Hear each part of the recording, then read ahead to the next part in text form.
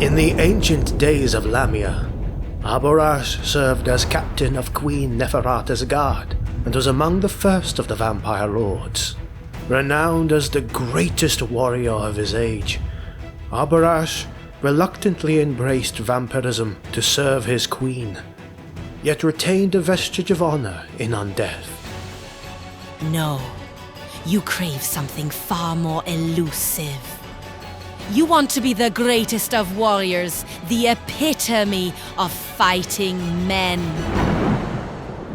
When Lamia fell to the avenging armies of Necrarchs, Abhorash abandoned his faithless queen and fled with a cadre of loyal knightly followers, disgusted by the other vampires' decadence and the ruin they had caused.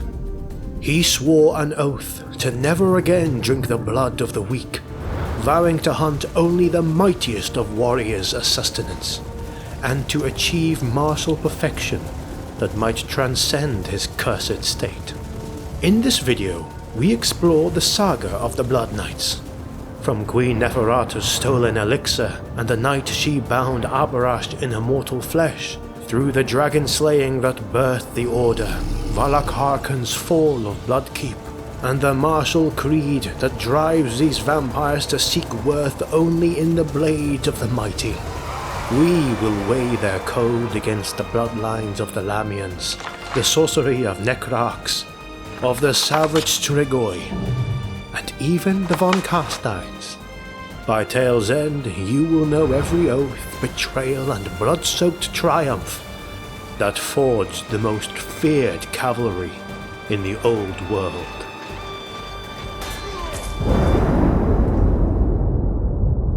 In the annals of the old world, few tales are as grim or as shrouded in dark honor as that of the Blood Knights. These fearsome vampire knights trace their genesis to Abhorash, one of the mightiest of warriors to walk the earth, and the first and greatest of their cursed brotherhood. Attend closely to the first dark hour, for it sets the tone of all that followed. In golden-towered Lamia, Queen Neferata distilled the fabled Elixir of Life, and, under a moonlit rite, offered a chalice to her 13 most trusted nobles. Foremost among them stood Abhorash, captain of the palace guard, a warrior hailed across Necrarchs for honor unsullied by intrigue. Chronicles preserved on the obsidian tablets of Mahrak tell how the queen addressed him first. You who are the edge of my sword, drink and be the iron that never rusts. Because Lamia had become a nest of treachery against the great necromancer himself, Queen Neferata had stolen one of the fabled books of Nagash and brewed a flawed elixir of life, the one that birthed vampirism. At first she placated Nagash with cartloads of tribute, but once the Lahmian nobles tasted undeath, they began to withhold the gold and slaves Nagash demanded, and even whispered of overthrowing him. Worse still, their nightly depredations bled the desert's caravans dry, depriving Nagash of resources for his own dark empire in Nagasazar. Outraged at the theft of his powerful tome, the loss of tribute and the brewing rebellion, Nagash raised a vast undead host and marched south to reclaim his book, punish Lamia's defiance, and bind its vampiric elite to his will. His advance terrified the other kings of Necrarchs, who feared being caught between two abominations. So they stormed Lamia first under Prince Alcadazar, sacking the city and forcing Neferata's brood to flee before Nagash's legions could arrive. Bound by fealty and foreseeing that Lamia would soon be beset by Nagash's legions, Abhorash accepted the chalice, though grim-faced. The potion scorched like molten bronze. His heartbeat stilled, then thundered anew with unholy vigor. In that instant, the captain perceived every guard's pulse in the throne room, every bead of sweat upon a slave's back, and the scent of blood filled his senses like rose oil. He staggered, snarling, until Neferata steadied him with a clawed hand and whispered the first law of their new kind. Feed only when I bid. Strike only whom I name. Thus, by the Queen's own design, the greatest swordsman of the age became the first of the Blood Dragons, a champion bound to an immortal monarch yet already appalled by the decadence that her gift would unleash upon the world. For centuries, Abhorash quested across the old world, slaying entire tribes of orcs and even champions of chaos in his pursuit of ultimate skill. His legend culminated atop a burning peak of the World's Edge Mountains, where he discovered an ancient dragon and engaged it in single combat. After a night-long duel, Abhorash struck the dragon's heart and drank of its blood as dawn broke. Infused with the primordial power of the Great Worm, Abhorash found that his curse was lifted. Never again would he thirst for mortal blood. In triumph, he cast the dragon's corpse from the mountaintop and roared his victory to the skies. From that moment, his followers called themselves the Blood Dragons, honoring the mighty deed of their master and striving to emulate his freedom from the Blood Kisser's relentless hunger. Abhorash vanished into myth thereafter, leaving his disciples with a parting promise. When they had proven themselves worthy, he would return to call upon them once more. The quest to live up to Abhorash's example, to become peerless warriors and conquer the curse through valor, lies at the very heart of the Blood Knight's origin. This oath, sworn in dragon's blood, set them forever apart from the lesser vampires of the night. Walach Harkon is traditionally described as Abhorash's foremost disciple, and, in many retellings, the very first vampire Abhorash ever sired after leaving Lahmia. Where Abhorash sought out champions worthy to share his martial creed, Walach proved unparalleled in courage and sword skill, convincing the Dragon Slayer to grant him the Blood Kiss. From that moment, Walach became both pupil and lieutenant. He travelled at Abhorash's side during the early centuries of exile, learning the strict code that only the strong are fit prey, and that honor in combat is the surest road to mastering the curse. It is written in Forbidden Chronicles, such as the Tome of Lamentations, that centuries later the teachings of Abhorash gave rise to the first great order of Blood Knights in the Old World.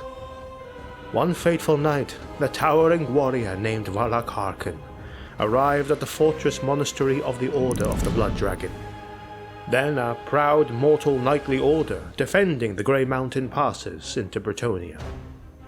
Walach issued a bold challenge to the knights within, and, bound by honor, they could not refuse.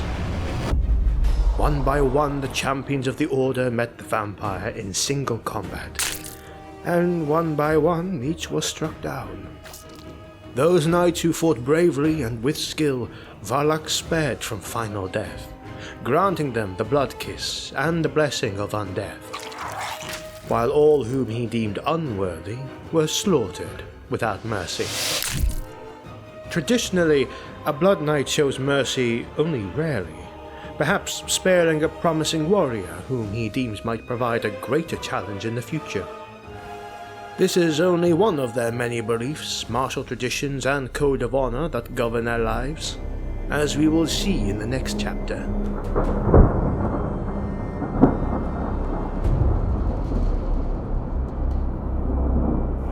In battle, they are utterly fearless and will refuse no challenge, no matter how perilous.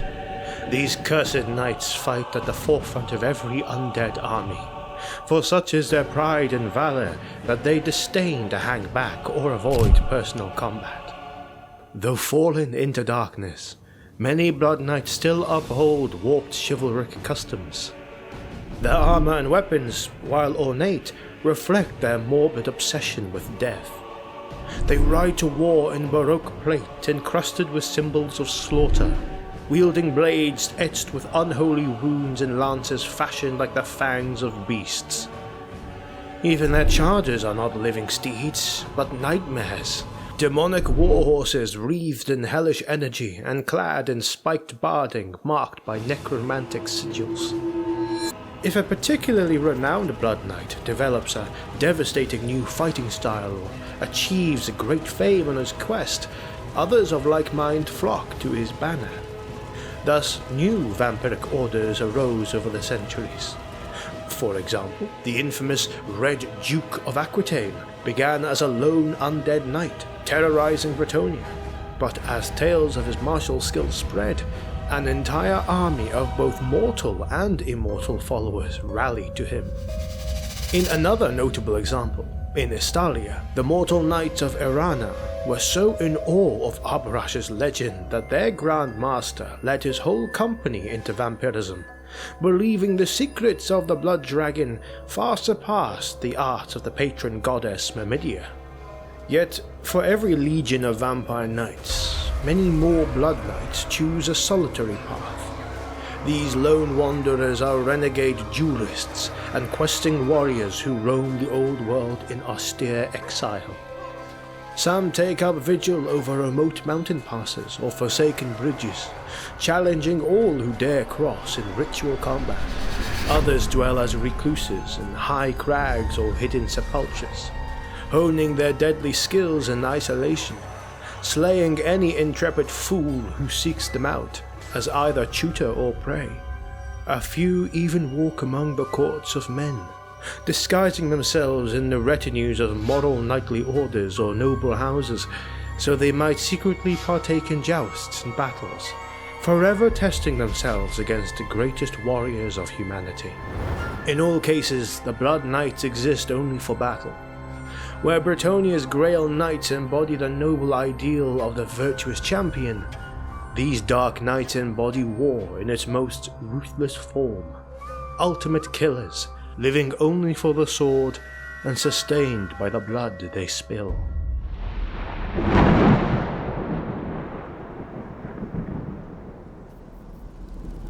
Throughout history, the Blood Knights have left a bloody trail of legend.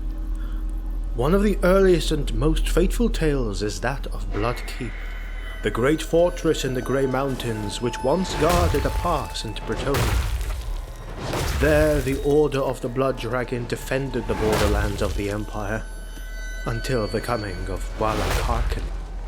After turning the garrison to vampirism in a single night of duels, Grand Master Walach led his Blood Knights into a rampage of terror. The folk who had once revered those knights soon cowered in fear of Blood Keep, as the fortress became a haunted lair from which undead nobles rode forth to drink the blood of the peasantry. Eventually, the truth of Blood Keep's fall came to light, and the Empire sent a mighty army led by the witch hunter Gunther van Hal to purge the castle. The siege lasted for 3 grim years, ending in 1946 IC when the fortress was finally breached and put to the torch. Many Blood Knights were destroyed as the halls ran red with their cursed blood. Yet Walach Harkon and a handful of his dark brethren escaped the fall of Blood Keep, slipping away into the shadows of history. The Order of the Blood Dragon was shattered, but its surviving knights carried the legacy of Walach's martial creed out into the world, becoming dread mentors or warlords in their own right. Over the following centuries, Blood Knights resurfaced whenever war offered them a worthy cause or foe. During the Vampire Wars of the Empire, Walach Harkon and his exiled blood dragons allied with the von Carstein Counts of Sylvania. In the Second Vampire War, the mad Count Conrad von Carstein enlisted Walach's blood knights into his armies, knowing well that no mortal champion could withstand their charge. Walach's cavalry smashed through all opposition, even slaying a dwarf lord in single combat in a heated battle. But when Conrad's insanity led to his downfall at Grim Moor at the end of the Second Vampire War in the year 2121 of the Imperial calendar, Walach and his knights abandoned the doomed battle, rather than perish for a failed leader. Such episodes enhanced the Blood Knights' fearful reputations as elite but ungovernable warriors. They would fight for vampire lords or mortal kings only so long as the cause promised peerless battle and glory.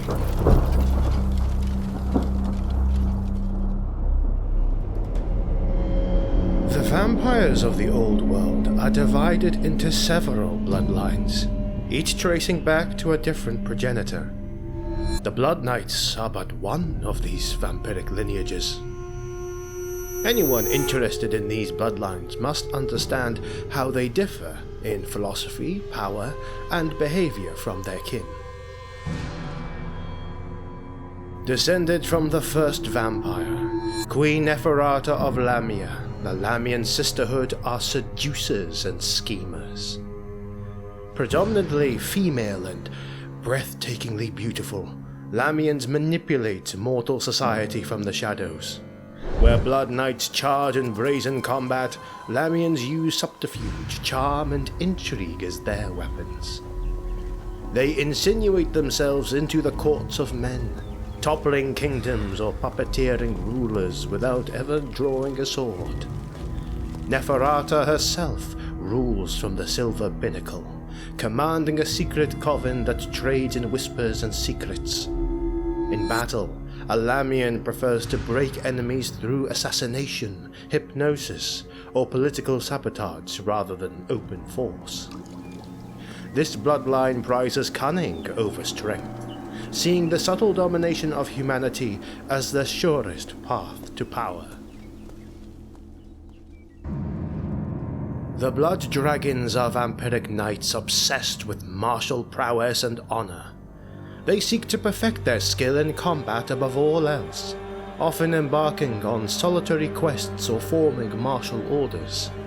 Their ultimate goal, inspired by Abhorash himself, is to attain such perfection in arms that they can master or even overcome the curse of vampiric bloodthirst. Blood Knights disdain sorcery and subtlety. They value strength at arms, courage, and personal honor. Though twisted to dark ends, that is. They are neither wholly good nor senselessly evil, but rather cursed souls striving for an unattainable ideal of knighthood in undeath. The Necrarch vampires are ancient necromancers, withered corpse-like sorcerers who have forsaken all mortal vanity in pursuit of dark and often forbidden knowledge. Necrarchs hide away in dilapidated towers, crypts, or wastelands, conducting mad experiments and mastering spells of death. Their bodies grow monstrous and bat-like over time, as the decay of ages overtakes them. In battle, a Necrarch is physically weaker than a Blood Knight, but compensates with fearsome magical might, able to summon undead legions and monstrosities to fight for them. While a Blood Knight charges into the fray, a Necrarch lurks at the rear, weaving spells to drown the living in death. The Strigoi bloodline has devolved into bestial savagery. Long ago, Ushoran, the first Strigoi, ruled a great vampire kingdom in Morcaine. But its fall led to his progeny to become outcasts. Hunted and starved, the Strigoi degenerated over millennia into troglodytic monsters little better than the ghouls they feed among. A Strigoi, often called a Ghoul King, is a massive, feral and half-mad, hulking, pallid brute with elongated claws and sharpened fangs. They haunt graveyards and ruins, ruling over packs of cannibalistic ghouls. In temperament, Strigoi are consumed by bitterness and hunger.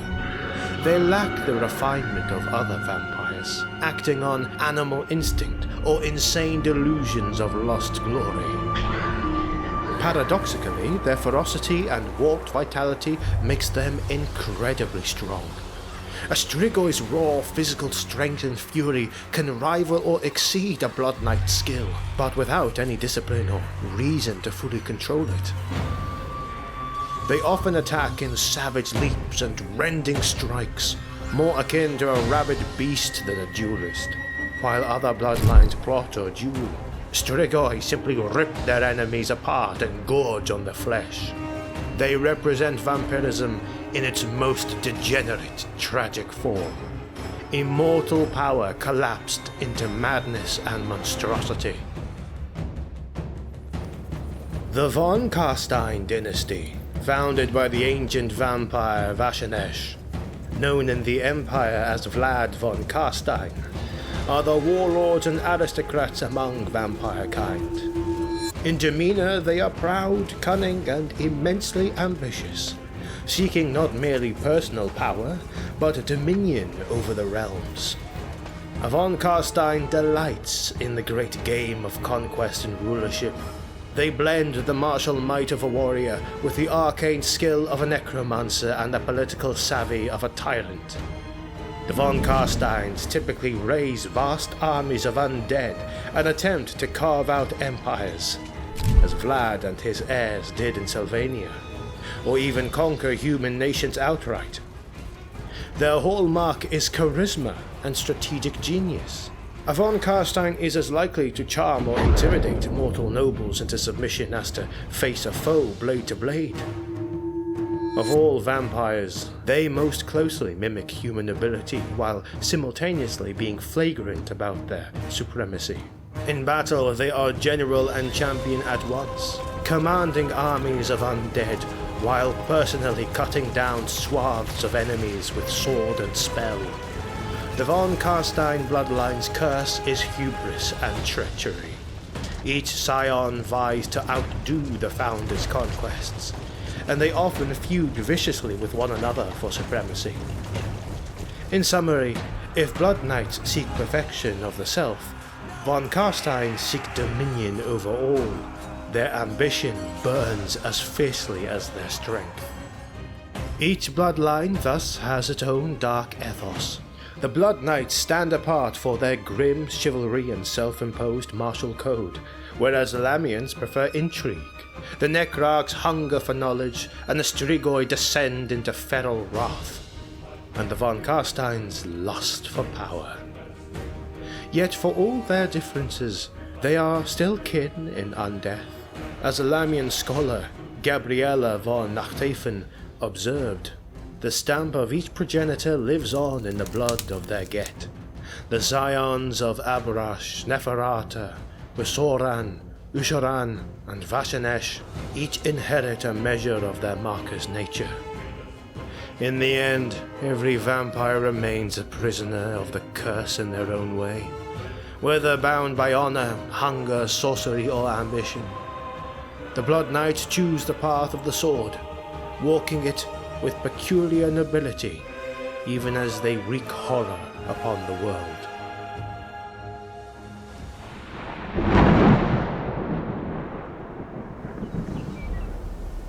The Red Duke of Aquitaine, also known simply as the Red Duke.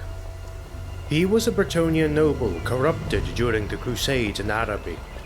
As a mortal duke, he was mortally wounded by assassins, but Abhorash himself gave him the blood kiss on the brink of death, impressed by his fighting spirit.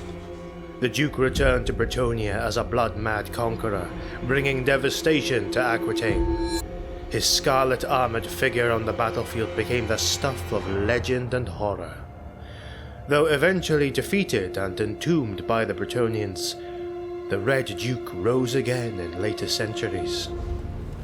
During the End Times, he joined Vlad von Carstein and Duke Gerard on their quest, leading the last of Bretonnia's knights to find Abhorash. First and greatest of the Blood Dragons. In life, captain of Lamia's guard. In undeath, the paragon of knightly vampirism. Abhorash's slaying of the great dragon gave birth to the Blood Knight's path. He is remembered by his many epithets. The Dragon Slayer, the Lord of Blood, Scourge of the Greenskins, and revered by martial vampires as the ideal to strive toward. None can equal his skill at arms. Even vampire lords like Vlad von Carstein acknowledge that Abhorash remains a superior warrior of their kind. His fate after the end times remains a mystery, lost in myth and conjecture. An order rather than a single knight, these were the personal blood knights of Vlad von Carstein. Founded by Vlad in Sylvania, the Drakenhof Templars were vampires bound by fealty rather than Abhorash's creed. They rode in many crucial battles against chaos, but by the world's end, most had given their lives in battle. The Drakenhof Templars illustrate that vampiric knighthood was not limited to Abhorash's blood dragon lineage. Even the von Carstein dynasty cultivated its own brotherhood of immortal knights to uphold its rule. He was Abhorash's favoured disciple, and Grand Master of the Order of the Blood Dragon. He is said to be the first vampire that was sired by Abhorash, a master swordsman of peerless skill. Walach carried Abhorash's teachings into the Old World. In the year 1887 of the Imperial calendar, he infamously seized Bloodkeep, turning an entire knightly order into vampires in a single night of ritual duels. Walach ruled as an undead tyrant, and his blood knights ravaged the lands until the Empire's heavy siege drove them out.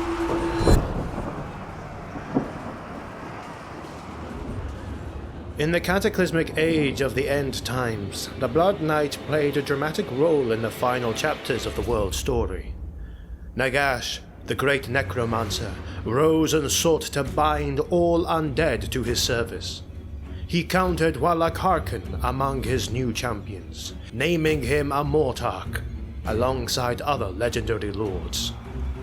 Walach and his blood dragons joined forces with the resurrected Vlad von Carstein to defend the Empire's north against the hordes of chaos. They fought in the battle for the Auric Bastion, an enchanted wall raised to hold back chaos, where Walach's cavalry countercharge drove a Nurgle horde back and sealed a breach in the bastion. Yet that very zeal proved the Blood Knight's undoing. Walach's knights pursued the enemy too deep, and became cut off behind Chaos lines as the magical bastion collapsed. The forces of Chaos fought with ferocity and brutality, but the Blood Knights held their ground, fighting like untamable creatures of the night, slaying hundreds of warriors with their bloodied swords. But being cut off from Nagash's banners and drowned in the copper stench of fresh carnage, Walach felt the old hunger sharpen into something hotter, a battle lust that pounded in his skull. Isolated from his allies, surrounded by his enemies and consumed by his bloodlust, Walach succumbed to the blood god Khorne's temptation while trapped beyond aid. The Grand Master hurled back his helm, roared a challenge to the heavens, and led his knights into a murderous wheel of savage charges. In that whirlwind of hacked limbs and boiling ichor, Khorne's name burst from his fanged mouth like a victory cry, and the Blood Knights, once disciples of Abhorash's stern honor, were swallowed, soul and sigil, by the god of endless slaughter. By the time of the Battle of Hefengen, he reappeared leading a host of Khornate undead, a traitor to both Nagash and mankind.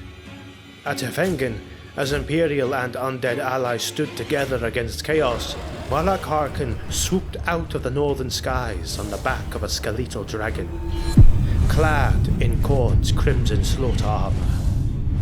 In a shocking turn, the blood dragons charged from the side of the ruinous powers, and Walach himself engaged Emperor Karl Franz in a fearsome aerial duel.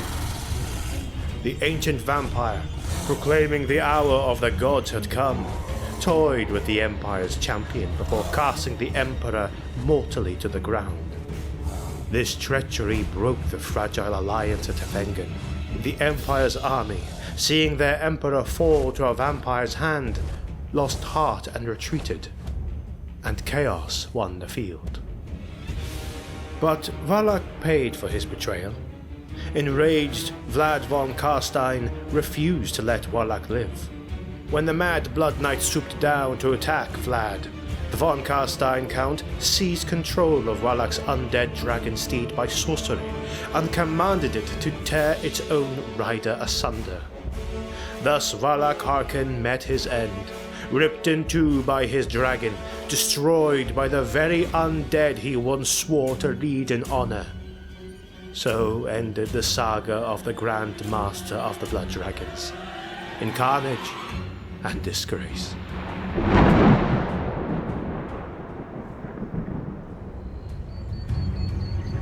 Yet even as one legendary Blood Knight fell, another returned to the fore. Vlad von Carstein had his own brotherhood of vampire knights, the Drakenhof Templars, whom he had founded long ago as his elite household guard. During the end times, when Nagash resurrected Vlad, most of these Templars abandoned Manfred von Carstein, the then ruler of Sylvania, and flocked to Vlad's banner once more. Clad in ebon plate and fighting with disciplined fury, the Drakenhof Templars helped Vlad reclaim his title as Count of Sylvania, and even rode north to aid the Empire's defense. They battled through the Chaos onslaught at the Auric Bastion, stood with Vlad in a desperate siege of Altdorf, and later joined his final march to Averheim in the last days of the world. Tragically, constant warfare took a terrible toll on Vlad's noble Templars. By the end, nearly all were lost, cut down during the collapse of the Bastion, torn apart by demons of Nurgle while defending an inn called the Dead and Buried, or dispatched on forlorn missions in service to their lord. A scant few survived long enough to fulfill one last duty. Vlad sent a contingent of his remaining knights to Bretonnia on a quest to seek aid in that fallen land. In this roundabout way, the fading legacy of the Blood Knights became entwined with the final fate of Bretonnia. In Bretonnia's twilight, an unexpected truth was revealed. Abhorash himself still walked the earth. Vlad von Carstein confided to Duke Jared that the legendary founder of the Blood Dragons had resurfaced at a hidden monastery in the Grey Mountains, fighting a last valiant battle to defend what few Bretonnian refugees remained. Abhorash stood shoulder to shoulder with Bretonnia's mythical leader, Gilles le Breton, holding back the tides of chaos in a final act of honor. True to his ancient oath, Abhorash fought alone, serving no master, not even Nagash, but his own stern conscience. He had sworn to repay Bretonnia for an old debt of loyalty, and in the last days he kept that vow, shielding part of the world from oblivion by the edge of his sword.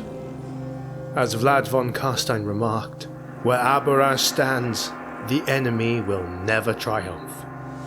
Thus, in the grim terminus of the end times, the Blood Knight story came full circle. Their first sire defending mortals of Bretonnia from chaos, while his wayward son Walach fell into darkness and bloodlust, a final paradox of honor and damnation at the very end of all things.